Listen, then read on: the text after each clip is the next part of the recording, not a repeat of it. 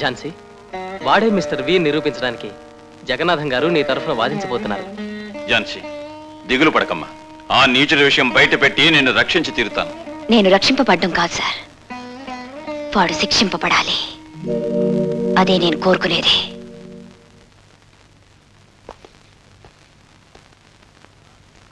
My lord, ఈనాటి ఈ కేసుకి ద్వేషం, కోపం, కావాలనుకున్నది తనది కాలేదనే కక్ష ముఖ్య కారణాలు.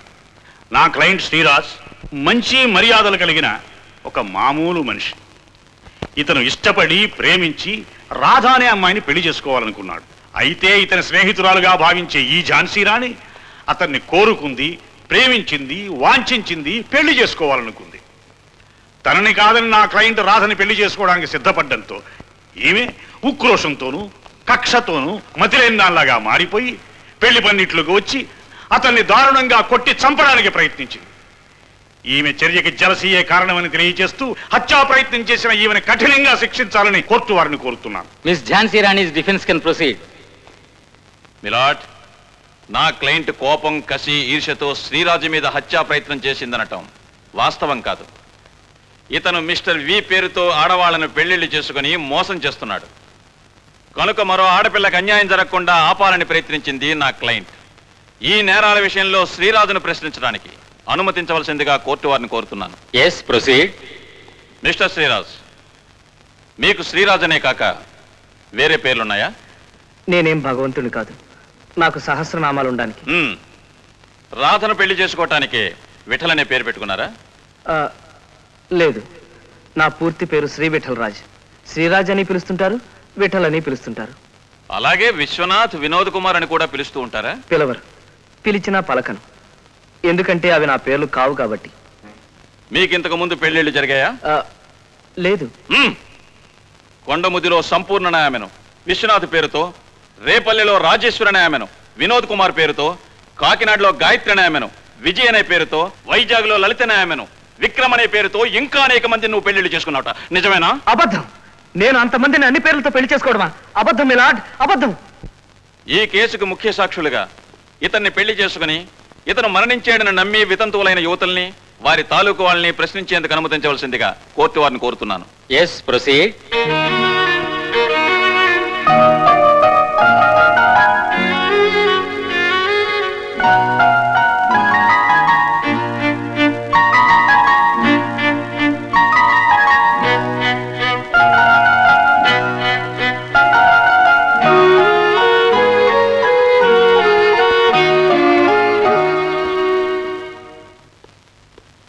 మిలాడ్, వితంతువుల సాక్ష్యాలను బట్టి, వారి పెద్దల సాక్ష్యాలను బట్టి ఈ శ్రీరాజే వేరు వేరు పేర్లతో వాళ్ళను పెళ్లిళ్ళు చేసుకున్నాడని నిరూపణ అయింది.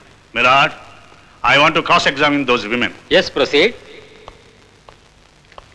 మీ పేరు రాజేశ్వరి, అవునా? అవును. మీరు పెళ్లి చేసుకున్న వ్యక్తి? అడుగో, వాడే. ఆ వ్యక్తి పేరు? వినోద్ కుమార్. అతని పేరు వినోద్ కుమార్ కాదే? మనుషుల్ని మోసం చేసేవాడికి పేర్లను మార్చుకోవడం ఆశ్చర్యమే ఉంది. మీ ఇద్దరికి పెళ్ళైనట్టు రుజువులు, సాక్ష్యాలు అంటే ఫోటోలు వగైరా ఏమీ లేవు. మీ పెళ్లి ఏ తారీఖున జరిగింది? 84 మార్చి 14. మిలాడ్, 84 మార్చి 14వ తేదీన తన పెళ్లి జరిగినట్టు ఈమె ఏ రుజువు లేదంటోంది. బట్ అదే రోజున అంటే 84 మార్చి 14వ తేదీన నా క్లయింట్ గుంటూరు కరుణా నర్సింగ్ హోంలో అల్సర్ ఆపరేషన్ చేయించుకున్నట్టు సాక్ష్యం ఉంది. ఇదిగో మెడికల్ సర్టిఫికేట్.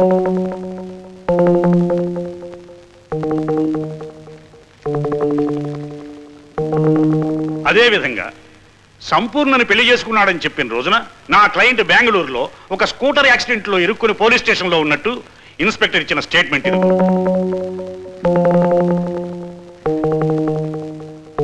అలాగే కొత్తపల్లిలో భార్గవిని పెళ్లి చేసుకున్నాడని చెప్పిన రోజున నా క్లయింట్ విమానంలో వైజాగ్ వెళ్ళాడు. ఇదిగో air ticket, passengers list.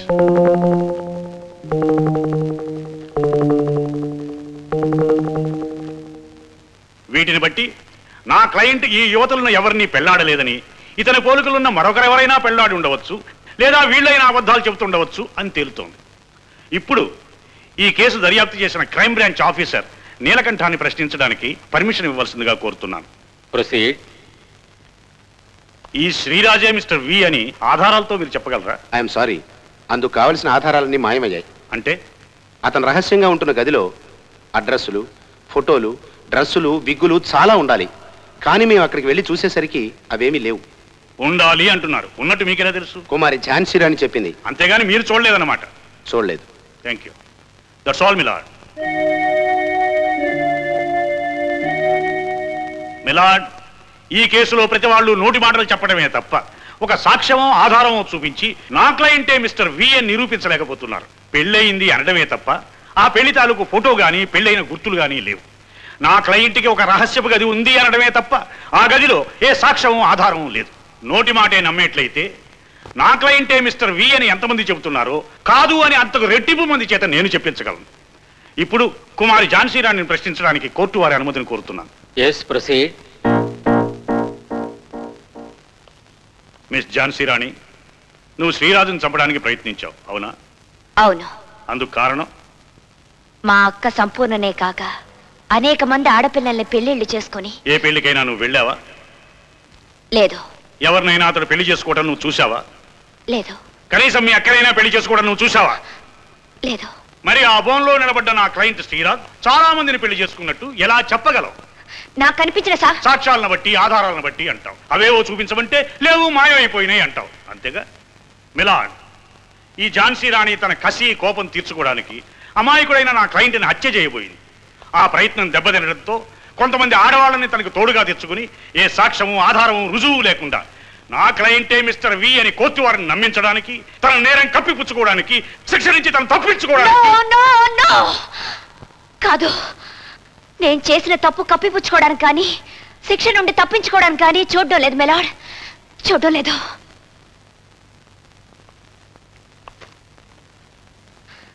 Bhagavad Gita ప్రమాణ గ్రంథమైన ఈ కోర్టులో, త్రాసు పుచ్చుకుని న్యాయదేవత నిలబడ్డ ఈ కోర్టులో, విద్య విజ్ఞానం కలిగిన పెద్దలున్న ఈ కోర్టులో ఆడదానికి న్యాయం జరగాలని, మగవాడి మోసానికి శిక్ష పడాలని కోరుకుంటున్నాను మిలాడ్, కోరుకుంటున్నాను. అటు చూడండి. ఓ మగవాడి కారణంగా వంచింపబడి చావలేక జీవచ్చవాల్లా బ్రతుకుతున్న ఆడవాళ్ళని ఒక్కసారి చూడండి.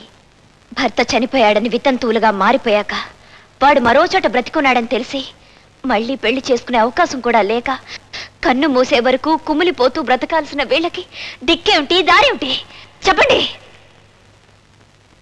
కట్నం కోసం కన్నెపిల్లల మెడలో తాళి, వాళ్లల్లో ఆశలు రేపి వాళ్ళ జీవితాన్ని తను 3 నాళ్ల ముచ్చటగా చేసుకుని వాళ్ళ కర్మకు వాళ్లను వదిలేసే మనిషి వీడేనని చెప్తున్నా సాక్ష్యాలు లేవని తీసి పారేస్తుంటే ఆడవాళ్ళకి ఇక న్యాయం జరిగేదెక్కడా? వన్యమృగాల్ని రక్షించమనే ప్రభుత్వం, వృక్ష సంపదని కాపాడాలనే ప్రభుత్వం, చెట్టుకి పుట్టకి పశువుకి రక్షణ కల్పించే ప్రభుత్వం ఆడదానికి ఏ రక్షణ కల్పిస్తోంది? ఈ మిస్టర్ వి లాంటి వాళ్ల నుంచి ఎలా కాపాడుతుంది? ఆలిగా అమ్మగా సృష్టికి మూలంగా నిలిచే స్త్రీని ఈ మిస్టర్ వి లాంటి నీచులు నాశనం చేస్తుంటే చట్టం గాని, న్యాయం గాని, సంఘం గాని ఏం భద్రత కల్పిస్తోంది? వీడే మిస్టర్ వి అని నాకు, వీడికి, ఆ దేవుడికి తెలుసు. దేవుడు చెప్పలేడు, వీడు చెప్పడు. నేను చెప్పినా మీరు నమ్మరు. మెలాడ్, సాక్ష్యం లేదనే మాటతో నిర్దోషిగా వీడిని వదిలేస్తే ఇంకా ఎంతో మంది ఆడవాళ్ళ జీవితాలు నాశనం చేస్తాడు. అప్పుడు ఆ తప్పు మీ న్యాయస్థానార్థే అవుతుంది. అందుకే వీడిని శిక్షించి దయచేసి ఆడజాతిని రక్షించండి, రక్షించండి.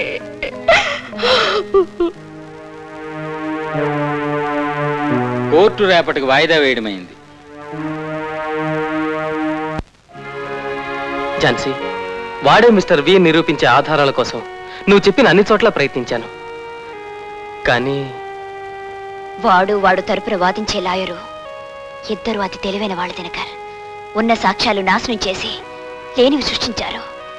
అయితే మన కేసు చూద్దాం. ఆడదానికి ఏం న్యాయం జరుగుతుందో చూద్దాం.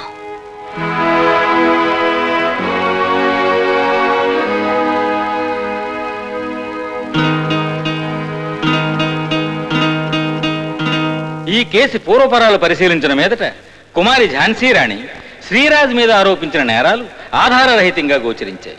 శ్రీరాజే మిస్టర్ వి అనడానికి బలమైన రుజువులు గాని, పోలీసు దర్యాప్తులో సాక్ష్యాలు గాని కోర్టులో ప్రవేశపెట్టబడకపోవటం వల్ల బెనిఫిట్ ఆఫ్ డౌట్ మీద శ్రీరాజును విడుదల చేయడమైంది. కుమారి ఝాన్సీ రాణి శ్రీరాజ్ తనకు దక్కలేదనే కోపంతోనూ కక్షతోనూ అతన్ని చంపడానికి నిర్ణయించుకుని ఉద్దేశపూర్వకంగా హత్యా ప్రయత్నానికి సిద్ధపడిందని నమ్మి అటెంప్ట్ ఫర్ ది మర్డర్ నేరానికి గాను ఆమెకు ఐపీసీ 307 సెక్షన్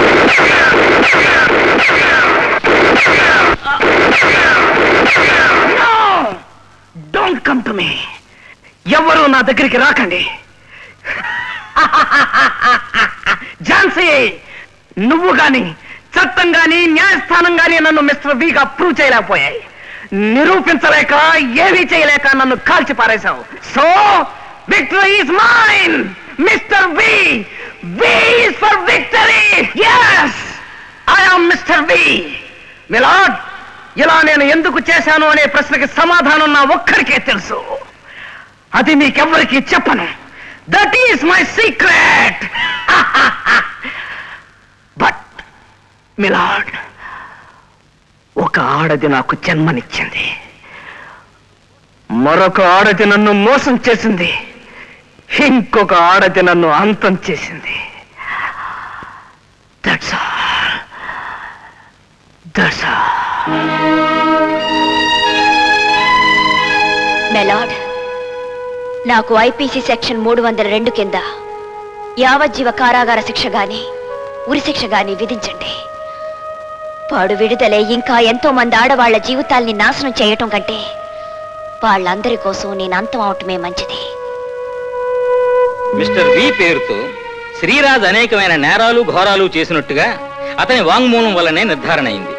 అయితే చట్టాన్ని తన చేతిలోకి తీసుకుని ఝాన్సీ రాణి అతన్ని చంపడం వ్యక్తిగతంగా సమంజసమైనప్పటికీ కోర్టు దృష్టిలో నేరంగా భావించి ఆమెకు 7 సంవత్సరాలు కఠిన కారాగార శిక్ష విధించడమైనది.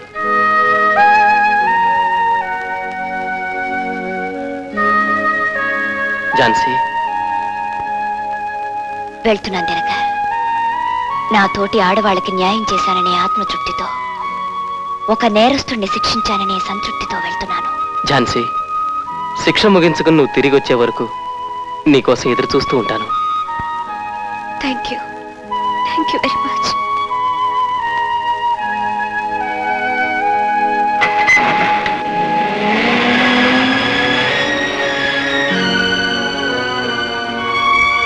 సాహసానికి రూపమైన ఈ ఝాన్సీ రాణి కథ ప్రతి ఆడదానికి ఓ పాఠం అవ్వాలి, ఓ ఆదర్శంగా మారాలి. అప్పుడే లోకంలో స్త్రీజాతి పిరికితనం నీడలోంచి వెలుగులోకి వస్తుంది, ధైర్యంగా మగవాడితో పాటు ముందుకు వేస్తుంది.